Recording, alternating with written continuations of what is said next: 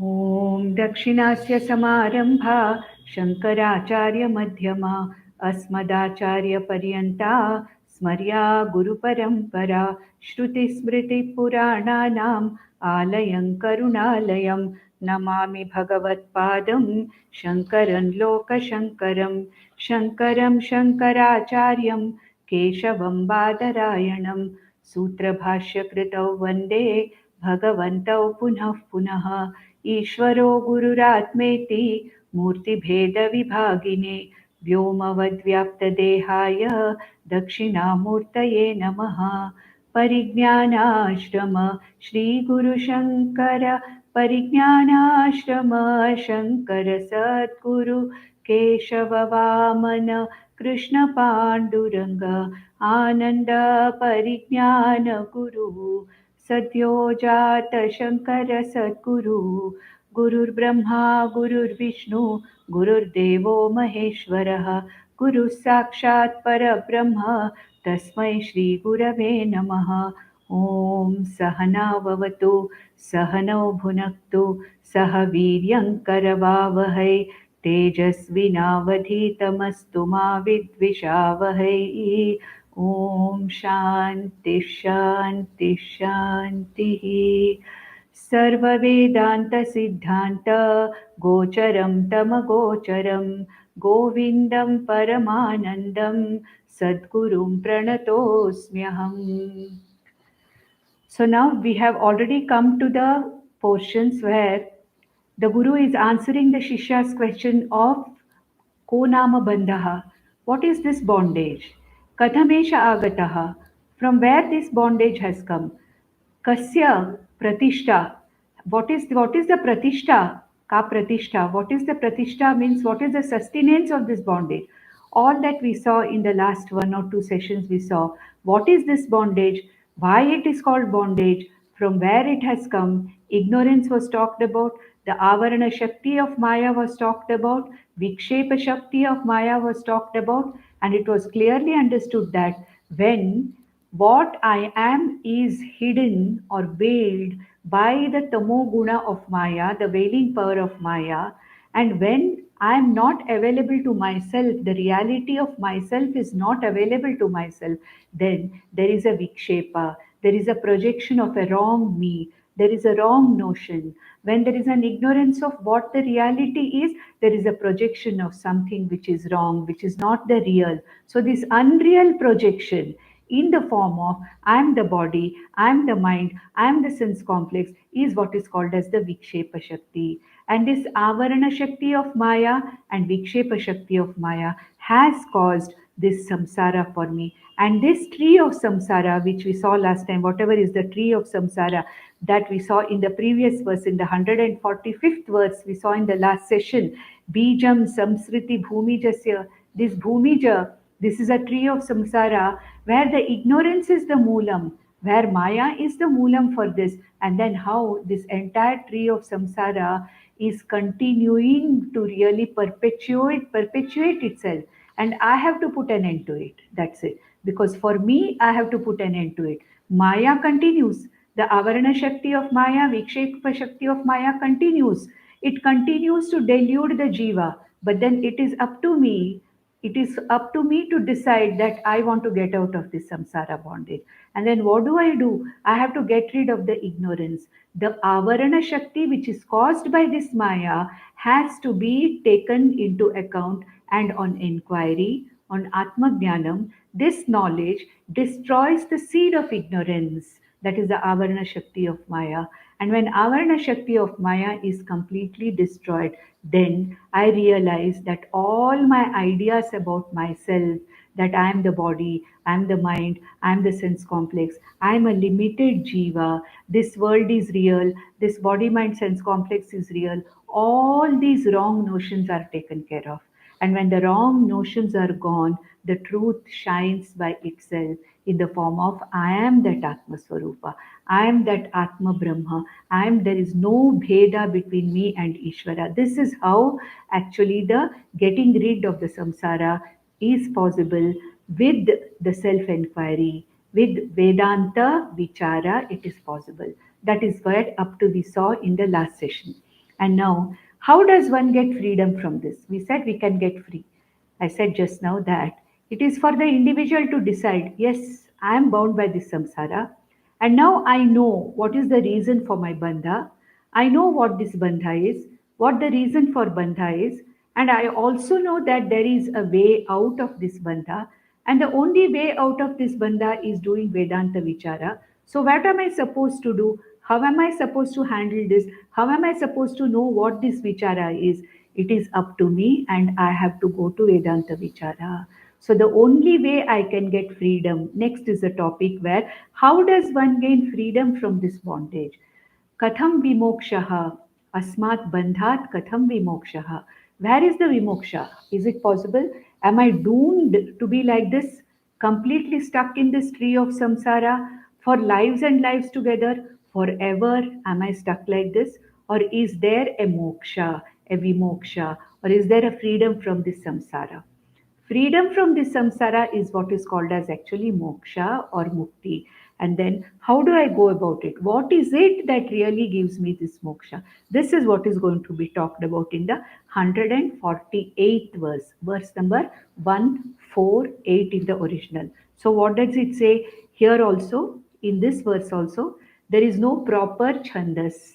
Therefore, I am going to chant it like how we chant the Bhashya. So he says, Shruti Pramanaikamatehe Swadharmanishtatayaiva Atmavishuddhirasya Vishuddha Buddhehe Paramatmavedanam Tenaiva Samsara Moolanashaha.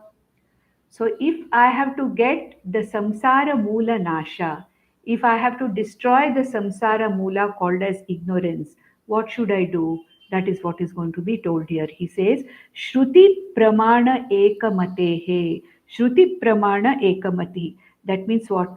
For the one who's committed to getting out of this bondage of samsara, one has to commit oneself to the knowledge of the Shruti. Shruti is the only pramana. What is the meaning of Shruti? Vedanta.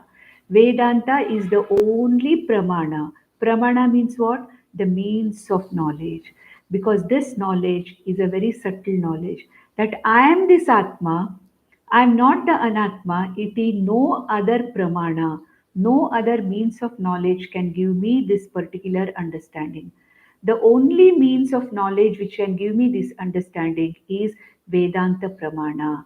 It is also called as Shabda Pramana or Vedanta Pramana. Pramana means merely a means of knowledge. And here, the person who is committed to the Shruti Pramana, because he understands, he knows that there is no other way. There is no other way in which I can free myself from the bondage of samsara. There is only one way, and this one way is surrendering to the Shruti, surrendering to Vedanta, and also surrendering to the Guru. Because Vedanta is something which talks very cryptically about these things, and I may not be able to understand what Vedanta is talking about. I need a person, a guru, who is adept at interpreting what Vedanta says. A guru is the one who can understand how to use the words of the Shastra and convey the words of the Shastra in such a way that there are no contradictions. So, if this bondage is there, because of my ignorance, and if ignorance has to go, I have to bring in knowledge, and that knowledge is what? Knowledge which is talked about in the Shruti, in the Vedanta. And if this knowledge that is given in the Vedanta or the end portion of the Vedas, which we call as Shruti, Shruti means the entire Vedas is called as Shruti, but when it comes to Atma Vichara, when it comes to Brahma Vichara, it is the Vedanta portion of the Shruti that really gives this knowledge. And he says, Shruti Pramana Ekamatehe. Ekamati means what? A person who is very clear in his intellect that Shruti is the only pramana. There is nothing else, no meditation, no karma, no following of any other thing is going to give me this knowledge. If I have to get out of this samsara vriksha, if the moolam, the ignorance of this samsara vriksha has to be destroyed, there is only one thing, jnana asi. which Bhagavan Krishna talked about in the 15th chapter. This tree of samsara can be cut by jnana asi, by the sword of knowledge, and with vairagya. Vairagya, why? Because it's only when I have vairagya or a sense of dispassion towards the Jagat, then only I am going to be committed to learning from Vedanta, committed to Guru, Guru Mukhena Shastra Shravanam, Guru Mukhena Shastra Adhyanam. That commitment that only Guru and Shruti can give me this knowledge, such a person, such a mumukshu is called as the Ekamatihi. Ekamatihi means there is no confusion in his mind. His intellect is absolutely certain that what can give me this knowledge is Shruti Pramana alone. And I can independently never study the Shruti because I will never understand. I may be a scholar in the language.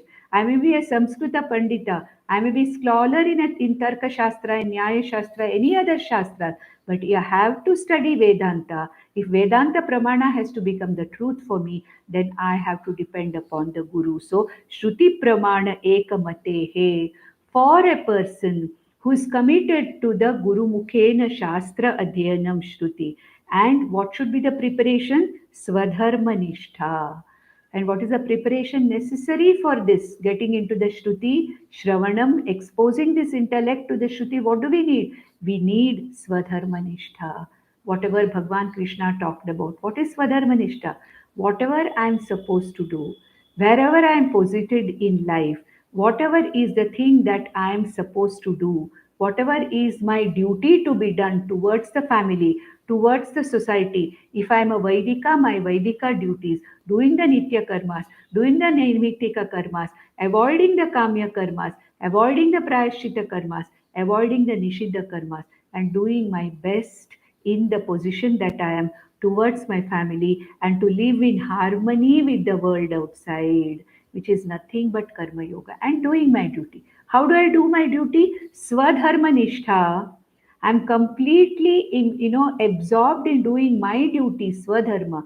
This is what is my duty. I'm born with a particular purpose in a particular situation, and here this is what I have to do. This is my swadharma. And how do I do this swadharma? By offering my karma, whatever I'm doing, Ishvara Arpana Buddhya, I offer it to Ishvara and then accept whatever comes as Ishvara Prasada. So, Swadharma Nishtaha.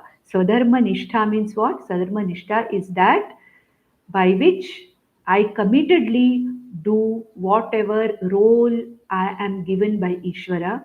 And how do I do it? With the attitude of Karma Yoga. Swadharma Nishtha with an attitude of Karma Yoga, which Bhagwan Krishna talked about in the entire third chapter. Three times Bhagwan Krishna summarized it in the 18th chapter.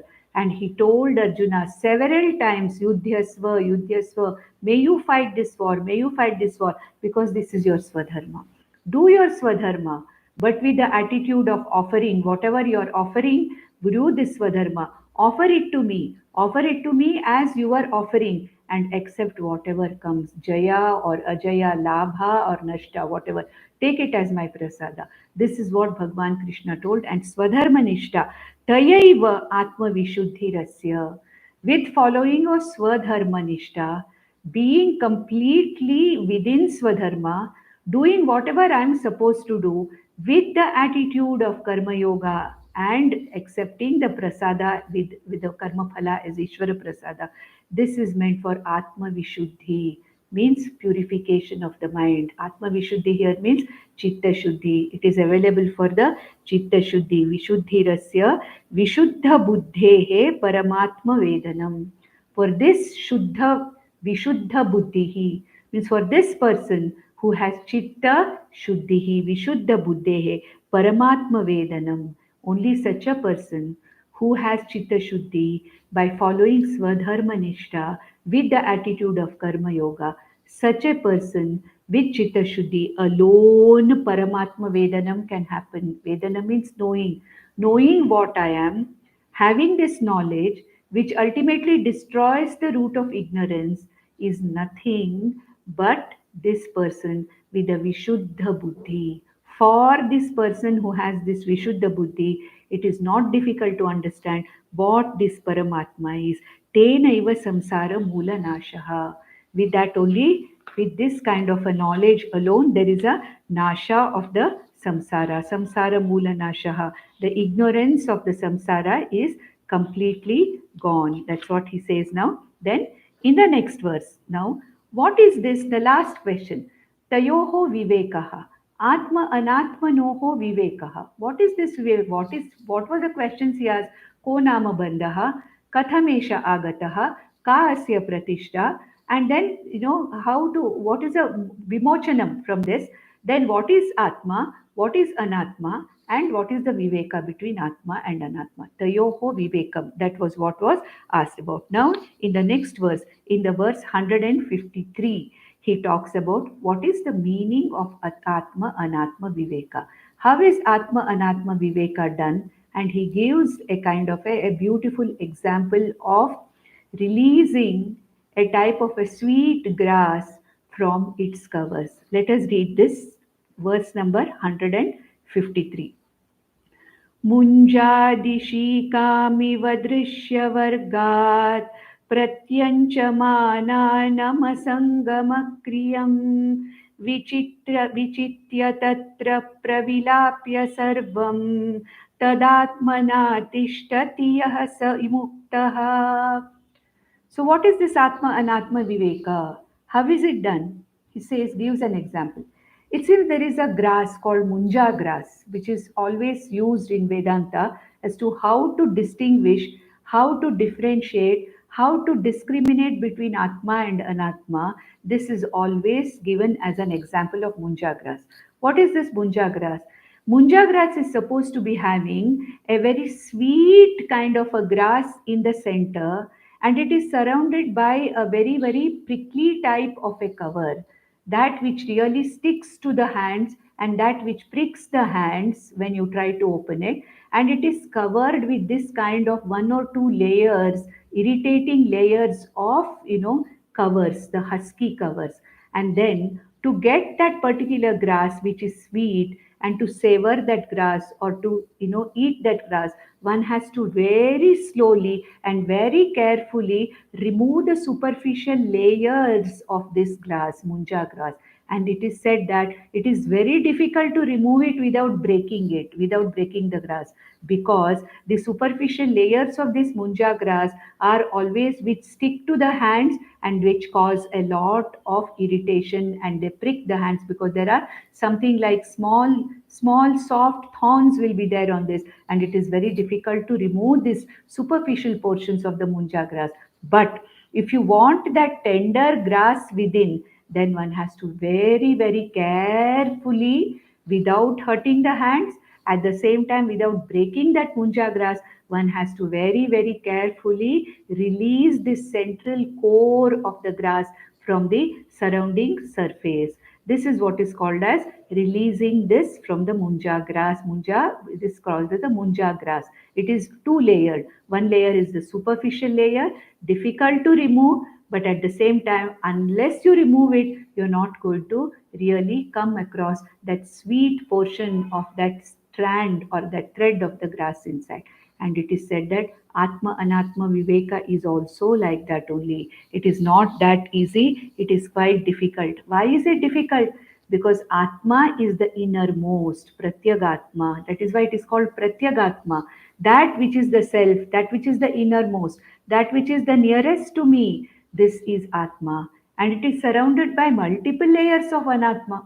That is the Sharira Trayam. It is supported by the Sharira Trayam. It is covered by the Sharira Trayam. And here in this, Pancha Koshas are going to be talked about in the future verses. So, this Atma, this is Nitya Shuddha Buddha Atma, is covered by many, many layers of Anatma, and one has to slowly, with the process of discrimination, separate the innermost, the Pratyagatma, from the coverings, the so-called coverings called as Anatma.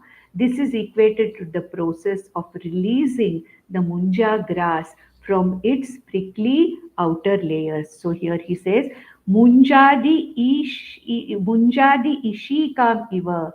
Ishika is the central portion of the juicy grass, Ishika. whereas munja is the cover. So the whole thing together is called as munja grass. So he says munjadi, munjat, ishikamiva. Munjadishikamiva means munjat, from the munja grass, ishikamiva, as though that central, tasty portion of the grass, one how it removes like that, the Atma has to be separated from Drishya Varga. What is Drishya Varga? That which is seen, that which is perceived. What is seen, what is perceived, it is the Anatma that is perceived. Therefore, I already said Anatma is the Drishyam, Atma is the Drik. So, Drishya Vargat means what? Everything, that entire group of things which belong to the Drishyam. What is Drishyam? The entire Jagat is Drishyam. The body is Drishyam because I can see it, I can perceive it, others can also perceive it. So the entire body is Drishyam. Then the prana is Drishyam. I can see the prana, others can also see my prana moving. Mind, I can see, I am very much aware of my thoughts, my emotions, my ragas, my dveshas, my confusion, everything. I am aware of my intellect. I am aware of it. That is also drishyam to me. So the body is drishyam to me. Prana is also drishyam to me. Mana is drishyam to me. And my intellect, I know something is very well, it is revealed to me. I am very well aware of. That I don't know something, I am very well aware of. So my intellect with my ignorance, my knowledge, everything I am aware of. So I am aware of the intellect also. Then I am aware of the doer that I am. I am the doer. I am doing this. I am doing that. That also I am aware of. So that ahankara, the doer ahankara is also drishyam. That means it's an object of my perception. And I am experiencing this. I am happy. I am unhappy. That experience ship also is drishyam. So the Jagat, the body mind sense complex, the doer ahankara, the experiencer ahankara, all of this is Drishya Varga. What is the meaning of Drishya Varga? All of them belong to the Jagat because they are all objects of my perception. I can perceive all these things very clearly. So Drishya Vargat I have to separate. And what is Atma? It is Drik. It is the very observer. It is the very Sakshi Chaitanya Atma. That Atma which is a witness to all these Drishya Varga. Drishya and Druk. Very clearly I explained in the last session what is Drishyam. The whole universe, including my body, mind, sense complex, ahankara, everything belongs to the Drishya Prapancha. It is Drishyam. That is what Drishya Varga. So what should I do? I should separate the Atma from the Drishya Varga. Can it be physically separated? It cannot be separated physically. That is up till there you have to take the example. In the Munja grass, you can separate the outer coat, you can get the inner coat, and you can savor the sweetness of that Ishika. But when it comes to Atma Anatma, how do you separate? Only out of Viveka or discrimination. I remove the Drishya Varga. I remove all the layers of the Drishyam and ultimately come to the ultimate Drik, that is myself. How? By Viveka. That is why this text is called as Vivekachudamani. So, Munjat Ishikamiva Drishya Vargat Pratyancham Atmanam Asangam Akriyam. This Atma, which is Pratyang, means what? Which is the nearest to me, because I am that which is the nearest, which is the innermost, which is the light of consciousness, Pratyang Atmanam. And what kind of an Atma it is? Asangam Akriyam. This Atma, which is in and through the Drishya Varga, but it is not affected by Drishya Varga, which was already talked about in Bhagavad Gita. I do all the karmas, he said. Name karmani limpanti. I am fully involved in all the karmas, but none of the karmas affect me, the consciousness, said Lord Krishna. What happens to my body, mind, sense complex does not affect me, said Lord Krishna. Same thing with us also. Whatever we do outside with the Drashya Prapancha, really speaking, does not affect us. Because I, the Atma, am Asanga Atma. I am Nirvikara Atma. I am the Akriya Atma. Therefore, nothing can actually disturb me.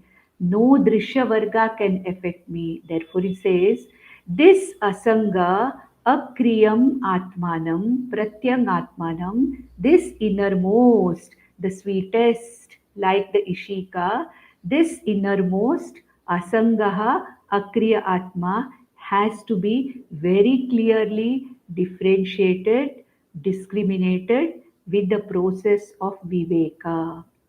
It cannot be physically separated because there is no place where Atma is not there. The body mind sense complex is sentient because it is imbued throughout by Atma. Atma or consciousness is Sarvagatam. It is present everywhere in the Jagat. Every name and form is sustained because of Brahman or Atma. Therefore, you cannot differentiate, you cannot remove the world and say, this is Atma, this is Anatma. It is an intellectual process. It is a process of the intellect where the Atma is differentiated or separated from the Anatma by a process of discrimination to be understood. It is an intellectual process where I understand that I am this Asanga Akriya Pratyagatma. I am not affected by the Drishyam Anatma. My entire body, mind, sense complex, Ahankara is nothing but Drishya Prapancha. Drishya Varga. There is no way this Drishya Varga can affect me. That is what is meant by Viveka. That's why this text is called Vivekachudamani. All through here, it is Viveka being talked about, discrimination. Here, in this knowledge, in Atma Jnanam, the only process is discrimination, discrimination. That is why we need to have the preparation of the mind. The buddhi should be capable of discrimination. And to be capable of discrimination, the buddhi has to be prepared. That is why in the first line, in the previous verse, he said, Swadharma Nishtayam.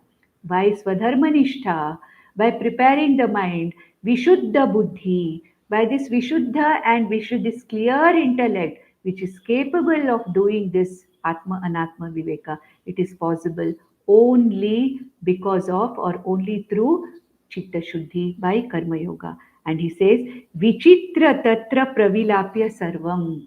Vichitya means separating this Pratyagatma and discarding Pravilapya Sarvam means discarding the entire Anatma body, mind, sense complex as mere objects of perception.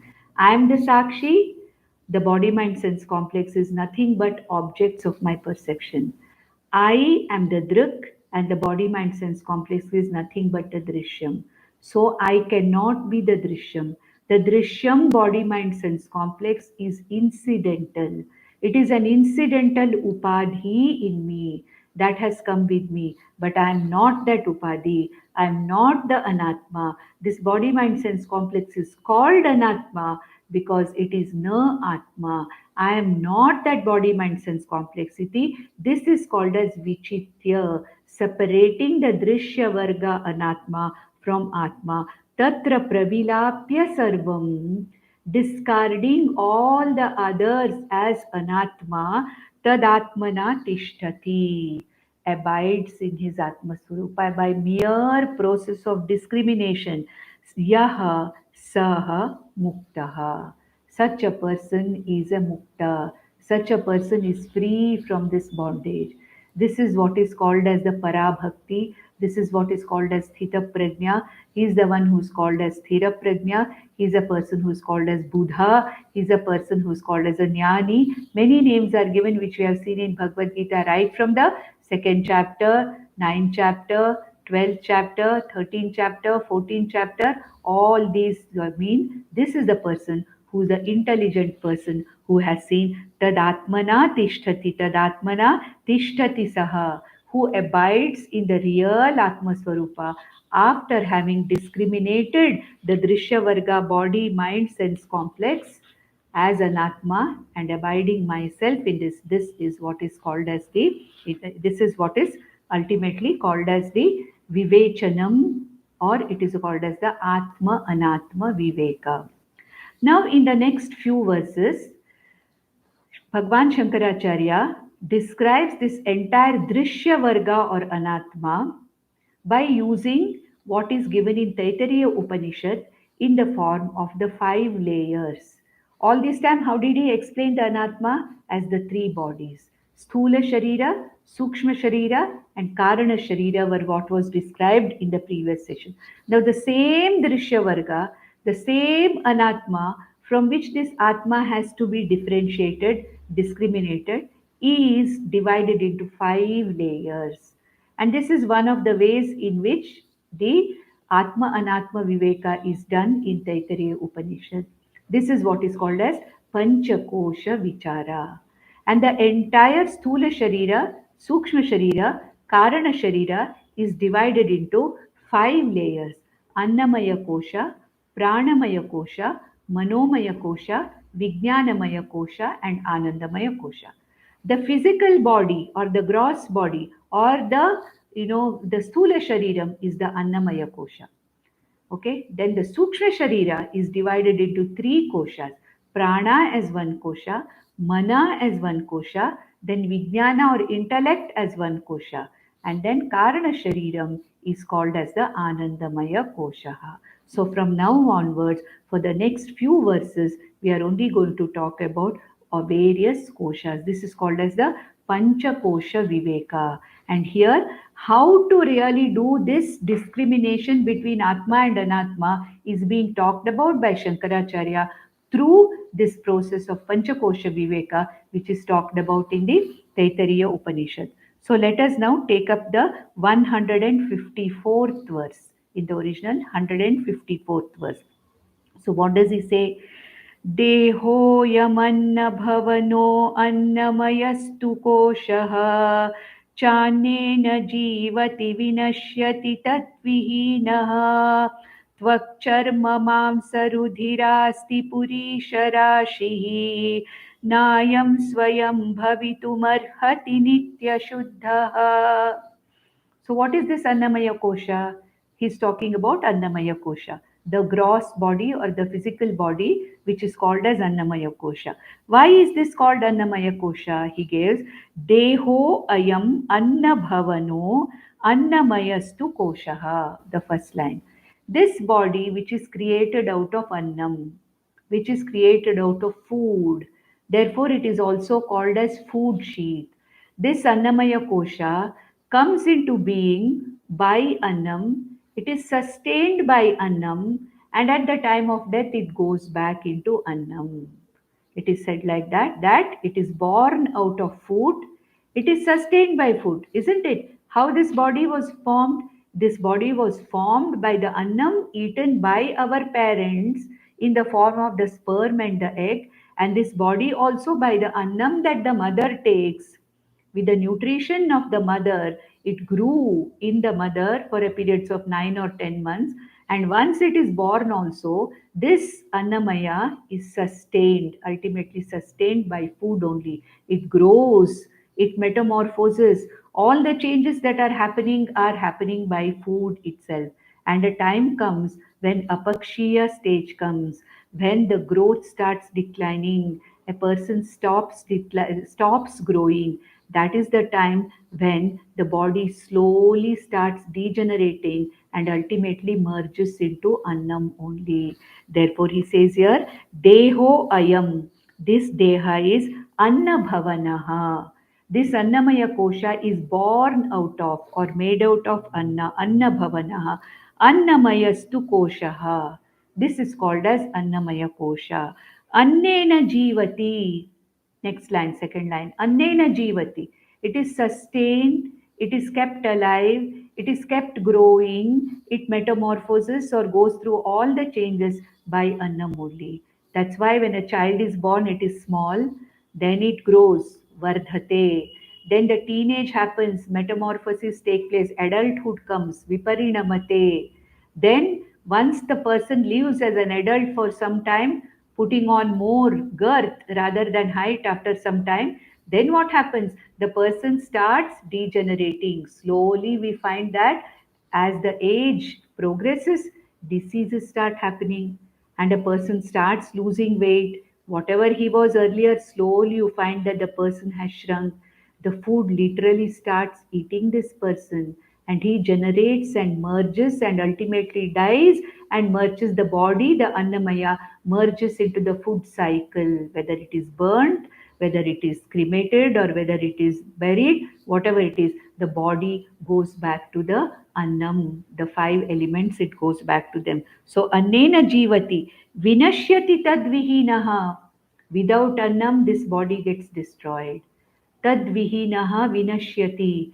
When food is not given in starvation, the body degenerates, it shrinks, and if the food is not given for enough period of time, because of the lack of food, the body can die. How long does it take? We do not know. It may take a few days or a few weeks or sometimes 3 to 4 months. When a person stops completely eating also, the body starts eating itself. It starts eating its own muscles. It starts eating its own fat. And ultimately, when the body is not able to consume itself, then it dies. It is because of what? Because of the lack of food. Tadvihinaha vinashyati. And this physical body contains what? Tvak, charma, mamsa, rudhira, asti, purisha rashihi. So what is it made up of? What are the various dhatus? They are called as sapta dhatus. So different dhatus or different, they're made up of, materials like, various kinds of elements, various kinds of metals. So many things the body is made up of. So what is it made up of? Tvak, charma. Tvak means the superficial layer of skin. Charma means the deeper layers of the skin. Mamsa means the muscles. Rudhira means, the blood. It is made up of blood. Asti. Asti means it is really asthi. It is not asti. It is asthi. Means bones and also the waste. Purisha. The fecal matter. That is why it is called, it is Purisha Bhandaha. That's why it is great that we don't see what is inside our body. Just imagine if we are able to turn our eyes inside and see what is happening inside our body. We'll not be able to tolerate it at all because so many things are going on. Outside, we anoint this body, we keep this body going, that is there. But ultimately, what is it? It is something which is nothing but an assemblage of charma, and then it is an assemblage of mamsa, rudhira, and all these things, bones, etc., that keeps this whole physical body going. Then he says that it is Purisha Rashihi, all the waste materials are also in that.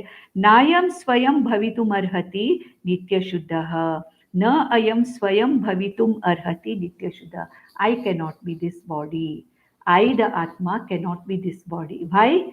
The body is the observed. The body is Drishyam. I am the Drik. The body is continuously undergoing changes. I am Nirvikari. The body is made up of parts. I am not made up of parts, I am the whole. So, what is this body? It comes at a time, at a point in time, it is born. It is sustained for some time. It degenerates, it dies. It is made up of parts. It is savikari. It is there at one time, not there at one time. This constantly changing, constantly degenerating physical body, that which is subject to jara and mrityu and roga, that which is subject to disease, aging, and death. I, the Atma, cannot be this physical body. This physical body needs me, the Atma, to sustain it. The physical body gets its sentience from me, the Atma. I am the very Sakshi of this physical body, but I am not the physical body. Na ayam swayam bhavitum arhati nitya shuddhaha. Who am I? I am the Nitya Shuddha Atma. So I cannot be this Annamaya Kosha, cannot be, I cannot be this Annamaya Kosha or Atma. This Annamaya Kosha needs the support of me, but I, the Atma, can be there without the support of Annamaya Kosha. And then in the next verse, 155th verse, in the next verse, he says, what does he say? पूर्वं जनेरधिमृतेरपि नायमस्ति जातक्षणक्षणगुणो नियतस्वभावः नैको जडश्च घटवत् परिदृश्यमानः स्वात्मा कथं भवति भावविकारवेत्ता. What is this body? This continues to have bhava vikaras. We have already seen it in Tattva Bodha. We have seen it in Bhagavad Gita. This body is born, jayate. This body exists for a certain period of time, asti. Vardhate, this body grows. Viparinamate, this body undergoes what are called as the metamorphosis or changes into adulthood. The body becomes the subject of roga and jara and degenerates, apakshiyate, and then one day this body really becomes absolutely jada, it dies, vinashyati. These are what are called as the bhava vikaras. And पूर्वं जनेः अधिमृतेरपि नायमस्ति. Purvam janehe nayam asti. This body is not there before it is born. I don't know where this body was before it was born. It was not there. We don't have to take our, let us take our own relatives.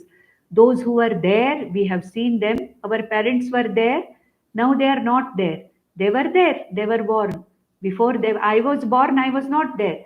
But I am there now. But after death, I am not going to be there. How do I know? I am seeing others that after that they are not there. So Purvam Janehe Nayam Asti. Before birth it is not there. Adhimriterapi Nayam Asti. Once it is dead also it is not there. The others will have to take care of once I am dead. The others will have to dispose it off. So this body is not there after death. It is not there before it is born. Jata kshana kshana guno aniyata swabhavaha. Next slide. The moment it is born, kshana kshana aniyata swabhavaha. Every moment it is changing. When I started this session, what this body was, it is not so now. In this half an hour or 45 minutes, the body has undergone its changes. What is it because of? Because constantly it is growing, changing, being born, changing. Initially, in the period of growth, most of the cells are replaced, the body cells and the organs are replaced.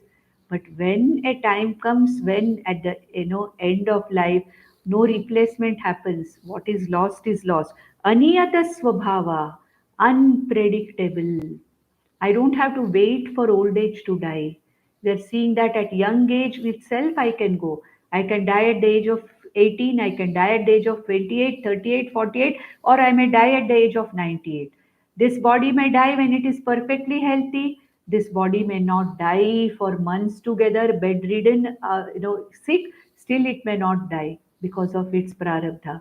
Depending upon the prarabdha, the body is alive for a certain period of time. Therefore, he says, Jata kshana kshana gunaha. Kshana kshana gunaha. It keeps changing. It has got its own characteristics, qualities which keep changing. Kshana kshana aniyata swabhavaha. It is very unpredictable. Never we can predict. Today I am healthy, tomorrow I don't know because I may get a cold, I may have a fever, whatever it is. So it is aniyata swabhavaha. Na yeko jadascha ghatavata. Na ekaha. It is not one, it is made up of parts.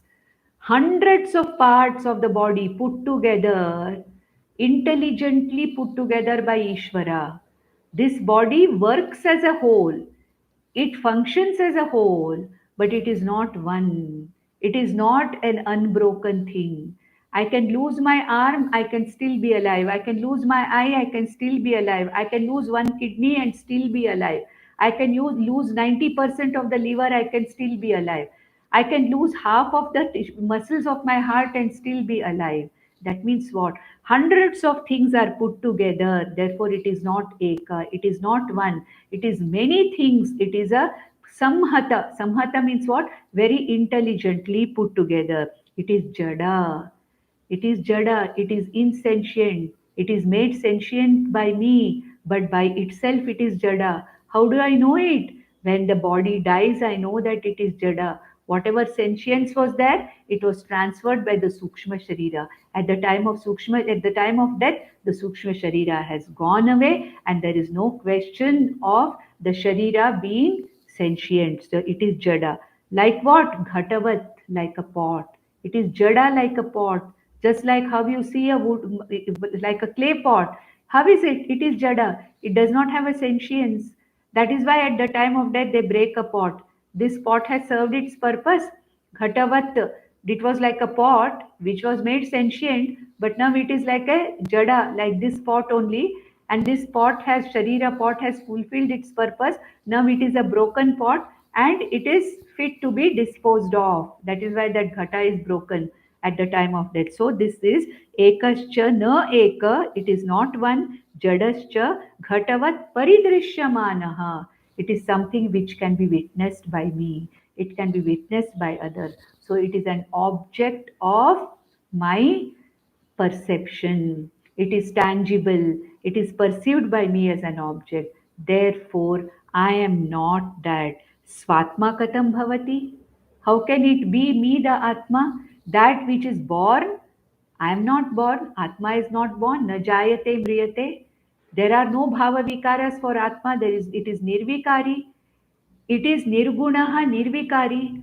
I, this Atma, which is nirgunaha nirvikari, ajo nitya shashvatoyam purana, how can I be that which undergoes change? I am the bhava vikara veta. Last word. I am the very witness of all the vikaras that take place in the body. I am not the vikaras. I am who? I am the observer, the consciousness that observes all the bhava vikaras. Therefore, I am not the Annamaya Kosha. Annamaya Kosha is born, exists for some time, disappears. It is born out of Annam, sustained by Annam, disappears into Annam. It is multiple parts put together. It is Jada like a pot. And who am I? I am the Atma who gives sentience to this body. I am the Drik who sees this body. I am one Atma, whereas this body is multiple. And I see I am the Drik, and this Annamaya Kosha is the Drishyam. Therefore, I am not this body. Now, with this, Annamaya Kosha is over. Next, Bhagwan Shankaracharya comes to the next kosha, which is called the Pranamaya kosha. See, here we have to understand this kosha business. See, what here our scriptures say is that the innermost Atma is covered by 5 layers. It is a way of explaining. It's not that it's covered one after another. There are 5 things which are covering this Atma. You can take the example of a Channapatna doll. You know these dolls within dolls. There is one big doll there, and you open that and you find another similar looking doll. So it is said that Annamaya Kosha has a certain shape. So the subtle body also is, since it is within the Sthula Shariram, the subtle body, the Pranamaya Kosha, the Manomaya Kosha, the Vijnanamaya Kosha, all these koshas are also of almost the same shape of the body. Like if you put water into a bottle, it assumes the shape of water.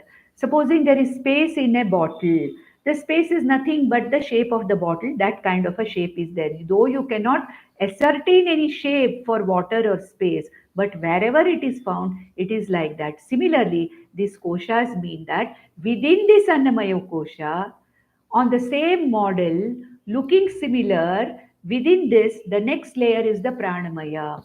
What is Pranamaya? Which is the physiological layer of the body. Annamaya is the anatomy of the body. Pranamaya is what? The physiological layer of the body. The Pranamaya contains, 5 pranas. Prana, which is the respiratory prana, which we have already seen earlier. Then we have Apana, which is the lower going prana, and that which is the excretory prana. Then we have Vyana, the circulatory system. Then we have Samana, the digestive system. Then we have the Udana prana, the reversing system, and at the time of death, this Udana prana takes the Sukshma Sharira away. So, what is Pranamaya Kosha? The Pranamaya Kosha is the physiology, the physiological sheath. Annamaya is the anatomical sheath, and in the same shape of Annamaya, immediately inside this Annamaya is what is called as the Pranamaya Kosha. And this Pranamaya Kosha is associated with the Karmendriyas. It is not only the prana, but it is associated with Karmendriyas. So Pranamaya Kosha involves the 5 physiological pranas and the Karmendriyas. Vak, Pani, Padav, Upastha, Payu. All this is Tattva Bodha portion. I should not be really explaining it, but I'm just trying to say that the Pranamaya Kosha includes the five physiological pranas and the Karmendriyas. Why Karmendriyas? It is the prana which makes the Karmendriyas to act. Because it is the prana has come out of the Rajoguna of the five elements. The combination of the Rajoguna of all the five elements is Pranamaya. Therefore, for actions to happen, the Karmendriyas are also Rajoguna Udbhava. Therefore, the Pranamaya Kosha, the physiological prana, along with the Karmendriyas, is what is called as the Pranamaya Kosha. So, here in the verse number 165 verse, Pranamaya Kosha is explained. He said, कर्मेन्द्रियैः पञ्चभिरचिन्तोऽयं प्राणो भवेत् प्राणमयस्तु कोशः येनात्मवानन्नमयोऽनुपूर्णः प्रवर्तते सौ सकलक्रियासु. So what is this pranamaya kosha? Karmendriyaihi sahitam panchabhihi, okay, panchabhirachitoyam. Anchitaha means associated with the five karmendriyas. Prano bhavet. Prana is associated with the five karmendriyas. Vak, Pani, Padav, Upastha, Payu. That is the organ of speech, the hands, the legs, the organs of excretion, and the organ of reproduction. These are what is called as the karmendriyas. Karmendriyaihi panchabhihi. The five karmendriyas are a part of Anchito Ayam. That means it's a part of the Pranamaya Kosha. Pranaha Bhavet, Pranamayastu Koshaha. The prana, that is the physiological prana, the respiratory prana, the circulatory prana, the digestive prana, the excretory prana, the reversing prana, all these five physiological pranas, along with the five karmendriyas, are called as the pranamaya kosha. Pranamaya ayamast, but pranamayastu kosha.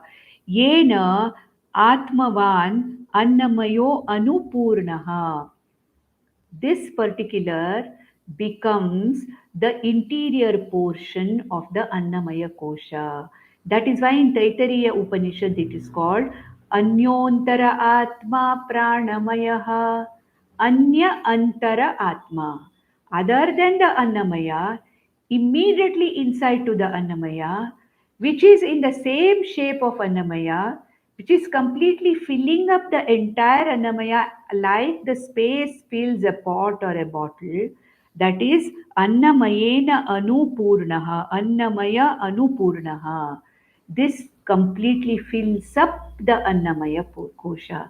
The Pranamaya, the physiology, the physiological sheath completely fills up the anatomical sheath. So it's the Pranamaya's actions because of which the Annamaya gets the circulation, gets the oxygen. Because of the breathing of the Pranamaya, the Annamaya is breathing. Because of the circulation of the Pranamaya, entire body gets its circulation. Excretory prana, all the physiological functions are keeping the body alive. Yena Atmavan Annamayo Anupurnaha. So it is the Atma or the internal layer to Annamaya. Anyaha Antaraha. It is a second sheath which is inside, which is interior to the Annamaya and literally covers the entire Annamaya with itself.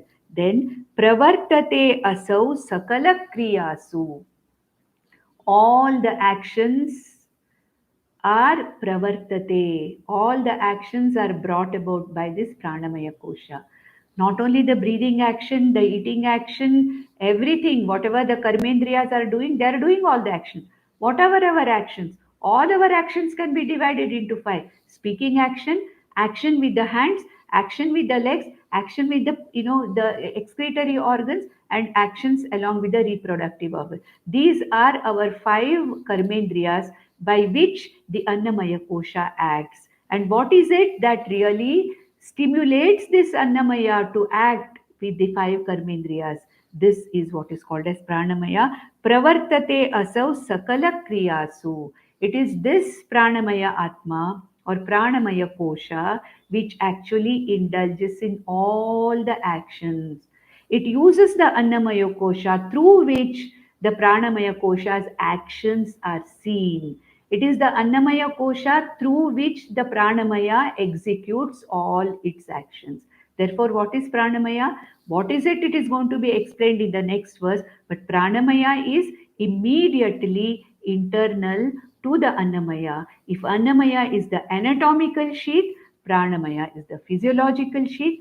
All karma starts there because pranamaya kosha also has got the karmendriyas as a part of it. And then it says that this pranamaya kosha is where all the activities are begun, and the activities are done with the help of the annamaya kosha. So it is the pranamaya where all the activities start, where all the activities are executed, and annamaya just carries on the activities executed by the pranamaya kosha. With this, we have not completed. We have just started the first verse of pranamaya. Since it's time up now, we will take in the next session, complete the pranamaya and other manomaya and vijnanamaya also.